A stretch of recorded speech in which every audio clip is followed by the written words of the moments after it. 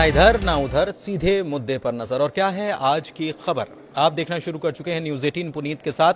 और बात हम करने वाले हैं इजराइल की, बात हम करने वाले हैं गाजा की, क्योंकि गाजा से एक खबर निकलकर सामने आई है और ये अपने आप में बहुत हैरान करने वाली खबर है। दूसरी तरफ एक खबर जो निकलकर सामने आई है वो इजराइल से भी आई है। इजराइल ने अपने रक्षा बजट में इस प्रकार का इजाफा किया है जो इतिहास में पहली दफा होने जा रहा है। एक भारी भरकम बजट इजराइल लेकर आया है। लेकिन इसके अलावा गाजा से क्या खबर निकलकर सामने आ रही है, क्योंकि गाजा में लगातार अटैक किए जा रहे हैं और नॉर्दर्न गाजा में सबसे ज्यादा अटैक हुए हैं। और इजराइल ने तो कह दिया है, वहां आईडीएफ की तरफ से कह दिया गया कि इलाका खाली कर दो। लेकिन क्या वहां से खबर निकलकर आई है, हमास से क्या खबर जुड़ी हुई है, इसी को समझेंगे। मेरे सहयोगी आनंद मौजूद हैं, आनंद के पास चलते हैं। क्या खबर है आनंद? बिल्कुल, देखिए, हमास जो है सब जानता है कि एक आतंकी संगठन है। ऐसा मतलब विश्व स्तर पर इसको मान्यता नहीं दी गई है और आतंकी संगठन एक तरीके से घोषित कर दिया अमेरिका भी कहता है, इजराइल और अमेरिका की तरफ से। तो ये हमास जो है किसका समर्थन करता है? गाजा का। गाजा में कौन है? फिलिस्तीनी। फिलिस्तीनियों का समर्थन कर रहा है। लेकिन यहाँ पर उलट हो गया है। दरअसल हमला तो इजराइल हमास का हो रहा है, अभी भी जारी है। सीज फायर का उल्लंघन करने के बाद दोनों तरफ से हमले जारी हैं। लेकिन अब गाजा की मुश्किलें जो है, हमास की जो मुश्किलें हैं वो बढ़ गई हैं। क्यों बढ़ गई हैं? दरअसल जो फिलिस्तीनी हैं अब जंग से वो तंग आ गए हैं। जंग से तंग आने का मतलब ये है कि हमास के खिलाफ उन्होंने मोर्चा खोल दिया है। इतिहास में ऐसी पहली बार हुआ है। नहीं, फिर से मैं समझना चाहूंगा, किसने हमास के खिलाफ फिलिस्तीनियों ने मोर्चा खोल दिया? बिल्कुल बिल्कुल, आप सही सुन रहे हैं। दरअसल ये इतिहास में पहली बार हो रहा है कि हमास के खिलाफ फिलिस्तीनी उतर गए हैं सड़कों पर। और ये जो संख्या है, हजारों की संख्या में ये लोग सड़कों पर उतरे हैं और हमास को बोल रहे हैं कि आप हमारी धरती छोड़ करके चले जाइए। और सत्ता छोड़ने की उन्होंने मांग की है। किसने? प्रदर्शनकारियों ने। क्यों किया है? दरअसल ये जो लड़ाई चल रही है, आप सब जानते हैं कि इजराइल की जो हमास से लड़ाई शुरू हुई है, सबसे पहले जो हुआ था लड़ाई गाजा में हमास और इजराइल का ही हुआ था। लगभग 1.5 साल से लड़ाई ये चल रहा है। और फिलिस्तीन जो है वो ऐसा देश नहीं है कि वो झगड़ के भी अर्थव्यवस्था से मजबूत रहे। और मतलब कि एक होता है ना कि जो देश की मजबूती होती है वो मजबूती नहीं रह गई है। लगभग 72% गाजा बर्बाद हो चुका है। 72% कहने का मतलब ये कि जितने भी बिल्डिंगे थे वो सब मलबे में तब्दील हो गए हैं। कितने अभी उसके नीचे लाशें दबी हुई हैं लोगों की, पता ही नहीं है। लोग अभी अपनों को खोजने के लिए मलबे को हटा रहे हैं। मतलब खोजने के मतलब ये एक रिपोर्ट ये बता रही थी कि कम से कम 5-6 साल लग जाएंगे केवल मलबा हटाने में, बल्कि इससे ज्यादा वक्त भी लग सकता है केवल मलबा हटाने में। उसके बाद बसाने में तो और अलग हो जाएगा। बिल्कुल, ये आप जो बता रहे हैं ना, ये अरब देश ने जो गाजा का प्लान लेके आया था उसमें ये बात उन्होंने बोला था कि मलबे को हटाने के लिए पहले तो लाखों अरबों रुपए चाहिए मलबे को हटाने के लिए, और उसमें से 100 को निकालने के लिए, और इसमें समय भी लगेगा जो आपने समय बताया है। ये तो बात इधर की हो गई। लेकिन बात हम करते हैं प्रदर्शन पर। प्रदर्शन क्यों हो रहा है? प्रदर्शन इसलिए हो रहा है कि वहाँ के लोग जो है वो तंग आ गए हैं। करीब 20 लाख लोग, वो लोग पहले तो पलायन कर चुके हैं और जो वापस आए थे सीज फायर के बाद, अब वो लोग भी धीरे धीरे वापस जा रहे हैं। तो अब वो लोग सोच रहे हैं कि हम कहाँ भटकेंगे, किस किस देश में जाकर के शरण लेंगे, हम अपनी धरती को छोड़ करके क्यों जाएं? खाना बदोशों से जिंदगी हो गई है फिलिस्तीनी। जो फिलिस्तीन जो है, फिलिस्तीनी के जो लोग हैं वो लोग जिसको टारगेट किए, जिसने लड़ाई शुरू किया था हमास के खिलाफ, मोर्चा खोल दिया है और सड़कों पर मांग कर रहे हैं कि हमास के वजह से पूरी फिलिस्तीन बर्बाद हो चुकी है। उसमें मारे जाने वाले सबसे ज्यादा बच्चे हैं और महिलाएं हैं। और इसमें उन्होंने जो प्रदर्शनकारी हैं वो बच्चों पर ज्यादा करके एक तरीके से उसको बोल सकते हैं कि समर्थन किया है या फिर उस पर ज्यादा फोकस किया है। क्यों? क्योंकि उनको पता है कि जो बच्चे हैं वही आने वाले भविष्य होंगे। लेकिन जब हम उनको इसी हमले में या इसी जंग में मार देंगे या फिर उनको खत्म कर देंगे तो वो जंग और वो भविष्य फिलिस्तीनी का क्या होगा? कुल मिलाकर के ये जो प्रदर्शन हो रहा है कुल इसके लिए ही हो रहा है। बिल्कुल प्रदर्शन हो रहा है, इसलिए हो रहा है। और हमास के खिलाफ खड़े हो गए हैं फिलिस्तीन के लोग। अपने आप में बहुत हैरान कर देने वाली खबर है। ये भी खबर है कि कुछ हमास के लड़ाके वहां पर पहुंचे और वहां पर भगदड़ मच गई, सबको भगा दिया गया। बिल्कुल आप सही कह रहे हैं। और ये जब पहले प्रदर्शन शुरू कहाँ से हुआ? प्रदर्शन का एक जो ऐसा मतलब दावा किया जा रहा है इंटरनेशनल मीडिया के माध्यम से कि प्रदर्शन एक टेलीग्राम माध्यम से शुरू होता है। टेलीग्राम पे मैसेज आते हैं कि ऐसा ऐसा हमास के खिलाफ प्रदर्शन करना है, क्योंकि ये बहुत बड़ा कदम था फिलिस्तीनियों के लिए। क्यों? क्योंकि हमास बोलता है कि हम फिलिस्तीनियों के लिए लड़ रहे हैं, और जब आदमी जिसके लिए लड़ रहा है और वही विरोध में हो जाए तो ये बहुत बड़ा कदम होता है उठाने के लिए। लेकिन कहीं ना कहीं फिलिस्तीनी अपने सुरक्षा के लिए, अपने भविष्य के लिए ये फैसला किए हैं, उनका फिलिस्तीनियों का ये बात कहना है। दूसरी बात, जब ये फिलिस्तीनी प्रदर्शन करते हैं सड़कों पर, हजारों की संख्या में रहते हैं, तो उस समय हमास के लड़ाके आते हैं और उनको हटाने को तितर बितर करने की प्रयास करते हैं, जिसमें आपस में मारपीट भी होती है। ऐसा वीडियो भी जारी मतलब ऐसा हो रहा है कि विजुअल भी, उनकी वीडियो भी ट्रेंड कर रहे हैं एक तरीके से इसको लेकर के कि अब क्या हो रहा है कि आपस में ही फिलिस्तीनी और हमास के लड़ाके लड़ रहे हैं। ऐसी ऐसी खबरें आ रही हैं। हमास का कितना मतलब कितना प्रभुत्व है फिलिस्तीन में, क्योंकि सरकार तो उनकी वहां पर चलती है फिलिस्तीनियों की। बिल्कुल, देखिए चलती तो आपका लेबनान में भी हिजबुल्लाह की है और हुती विद्रोहियों की भी चलता है यमन में। यमन में 30% है, लगभग उसी टाइप से हमास का भी यहाँ पर कब्जा है। हमास का जो अब जैसे देखिए फिलिस्तीन जो है उसका पहले आप समझिए कि 2 राजधानी बना करके इन लोगों ने रख दिया है। वेस्ट बैंक से ही ये लोग करते हैं। हमास जो अपना एक तरीके से शासन चलाता है, उसका जो शासन होता है, उसका जो शासन होता है वो गाजा से होता है, और ये जो फिलिस्तीन का है वेस्ट बैंक से होता है। हाँ, मैंने उल्टा बोल दिया था।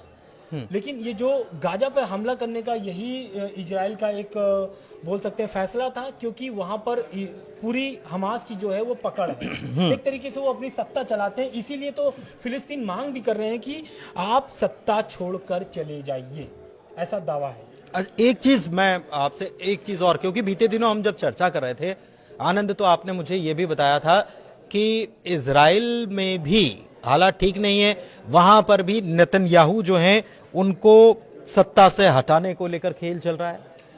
बिल्कुल, देखिए नेतन्याहू तो पहले समझना पड़ेगा कि वो सत्ता में आए कैसे हैं। मैं ब्रीफ में थोड़ा छोटे में बता करके निकल जाऊंगा।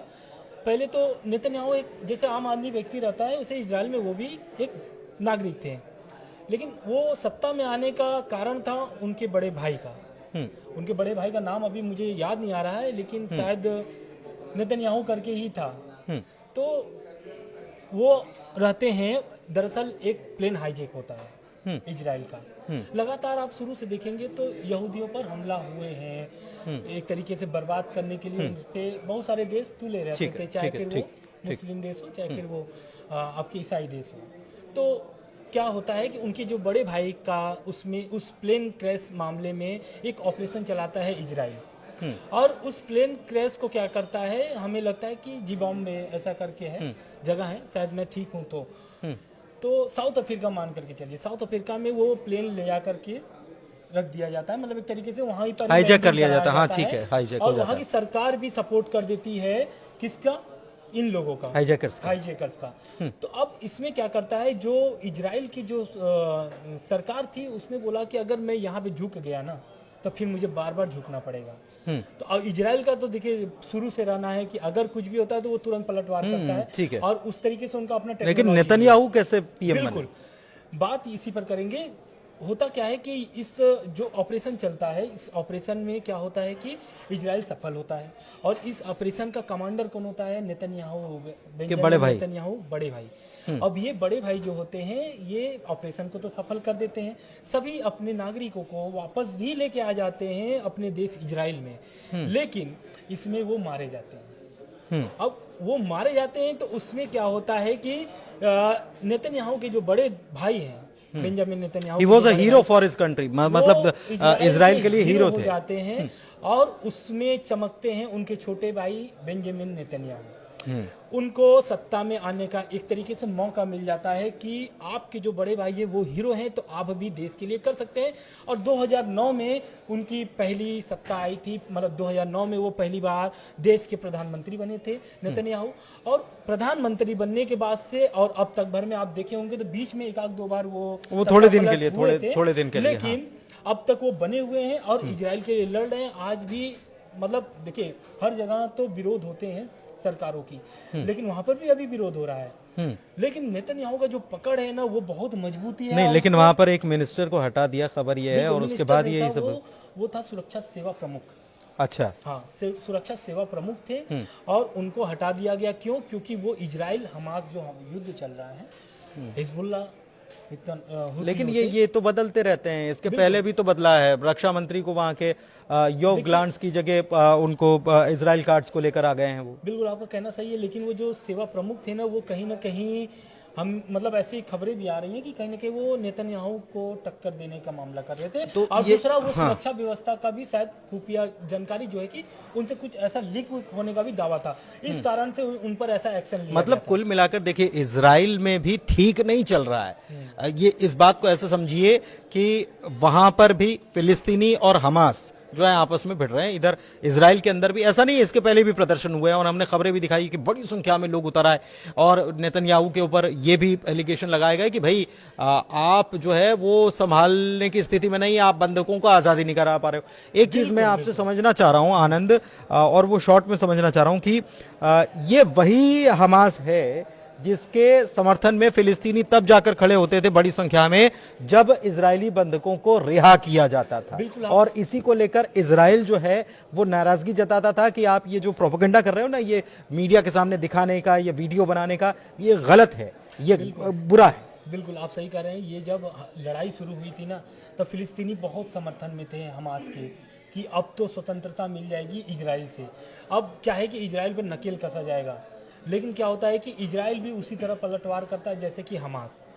तो क्या होता है कि उनको आस थी कि हमास जो है वो इजराइल को स्वतंत्र करेगा, इजराइल से हमास जो है फिलिस्तीन को स्वतंत्र करेगा और एक अच्छे देश के तौर पर उभरेगा। लेकिन ऐसा होता नहीं है और करीब 1.5 साल हो जाते हैं। अगर किसी देश में 1.5 साल से युद्ध चल रहा हो तो जाहिर सी बात है इसकी जगह पे अगर सरकार भी होती तो वो उसको भी अपनी सत्ता छोड़नी पड़ती। तो जाहिर सी बात है क्यों ना कि फिलिस्तीनी जानते हैं कि उसमें इनका जो युद्ध चल रहा है इसमें उनका नुकसान हो रहा है। नहीं, लेकिन मैं एक चीज समझना चाह रहा हूं, और वो इसलिए मैं समझना चाह रहा हूं आपसे कि देशों की स्ट्रैटेजी होती है कि अगर आप किसी युद्ध में हैं, किसी फ्रंट पर हैं, वॉर फ्रंट पे हैं, तो उस युद्ध को जीतने के लिए उसमें फिर साम दाम दंड भेद तमाम तरीके की नीति अपनाई जाती है। और इसमें यह भी होता है कि उसी जिस मुद्दे को लेकर आप लड़ रहे हैं, उस मुद्दे को गृह युद्ध में अगर आपने उस क्षेत्र में तब्दील करा दिया, कहने का मतलब यह है कि वहां पर इस प्रकार की चीजें प्लांट की जाती हैं कि आपस में ही लोग उस मुद्दे को लेकर एक दूसरे के विरोधी हो जाएं तो स्थिति गंभीर हो सकती है। इजराइल में भी यही हो रहा है, बिल्कुल, और उधर गाजा में भी यही हो रहा है, अगर मैं गलत कह रहा हूं। बिल्कुल नहीं, आप सही कह रहे हैं। लेकिन देखिए, ये जो इतिहास में जो पहली बार प्रदर्शन हो रहा है हमास के खिलाफ, ये बहुत शुभ संकेत देता है इजराइल को, क्योंकि उसको फिर लड़ना जरूरत ही नहीं पड़ेगा, यही उनके तो ही लोग उनको खत्म कर देंगे।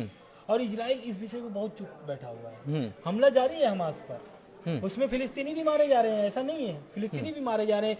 करीब 1 हफ्ते होने वाले हैं। अगर हमले रुक जाएंगे तो शायद वहां पर ये प्रेशर भी बनना बंद हो जाए। इजराइल ये समझ रहा होगा, क्योंकि अगर हमले रोक दिए वहां पर, अगर हमले रुक जाएंगे तो एक दूसरी परिस्थितियां बन जाएंगी। अभी तो ये हो रहा है कि हमास के लड़ाके मर रहे हैं, आम लोग मर रहे हैं, आम लोगों का दर्द झलक रहा है, और छलक रहा है तो छलकने से विरोध भी पैदा हो रहा है। आप सही कर रहे हैं। ये जो प्रदर्शन है ना, हमें लगता है कि पिछली बार जो हमला हुआ है ये बीते 1-2 दिनों पे, ये जो इजराइल का जो गाजा में जो सबसे बड़ा हॉस्पिटल था उस पे इजराइल का मिसाइल गिर गया, और उसमें क्या होता है कि बहुत ज्यादा लोग मर जाते हैं। मैंने इस पर हम लोगों ने वीडियो भी शायद बनाया, बिल्कुल, हाँ, बिल्कुल चर्चा की थी, हम लोग चर्चा भी किए थे। तो इसमें क्या होता है कि जो इलाज करा रहे थे फिलिस्तीनी, जो खुद पीड़ित हैं, उन पर अगर मिसाइल गिर जाए और वो तड़प करके मरते हैं तो कहीं ना कहीं वो अपने लोग उनके सबसे बड़ी बात आपने जो कहा कि जो हमारे कल का भविष्य है, अगर वो अभी ही खत्म हो जा रहा है तो फिर उस मुल्क का हम क्या करेंगे जो फिलहाल तो मलबे में तब्दील हो चुका है। और यही स्थिति नजर आ रही है। बड़ी बात यह है कि फिलिस्तीनी मारे जा रहे हैं, अभी तक हजारों फिलिस्तीनी मारे जा चुके हैं। करीब 60,000 के आसपास आंकड़ा फिलिस्तीन की सरकार देती है। वो कहती है कि नीचे जो मलबे में दबे हैं वो जिंदा तो ना होंगे, क्योंकि इतना अरसा हो गया, तो वो भी मारे जा चुके हैं।